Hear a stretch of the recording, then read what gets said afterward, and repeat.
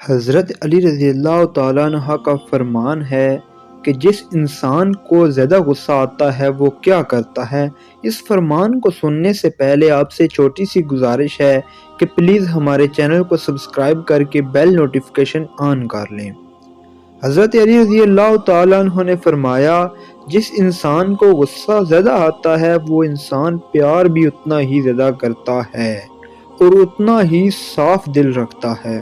جب تمہارے دل میں کسی کے لیے نفرت پیدا ہونے لگے تو فوراً اس کی اچھائی کو یاد کرو۔ جب تم دنیا کی مفلسی سے تنگ آ جاؤ اور رزق کا کوئی رستہ نہ نکلے تو صدقہ دے کر اللہ سے نجات کرو۔ زندگی میں چاہے کتنی بھی خوشیاں ہوں ہمارے پاس، لیکن ہم تب تک خوش نہیں ہو سکتے جب تک ہمارے ساتھ وہ نہیں جس کے ساتھ ہم خوش ہونا چاہتے ہیں۔ یہ ظاہر نہیں کرتا کہ آپ غلط اور دوسرا صحیح ہے، بلکہ یہ ظاہر کرتا ہے کہ آپ کے رشتے کی اہمیت آپ کے انا سے بڑھ کر ہے۔ اچھے وقت سے زیادہ اچھا دوست عزیز رکھو، کیونکہ اچھا دوست برے وقت کو بھی اچھا بنا دیتا ہے، اور رشتوں کی خوبصورتی ایک دوسرے کی بات کو برداشت کرنا ہے۔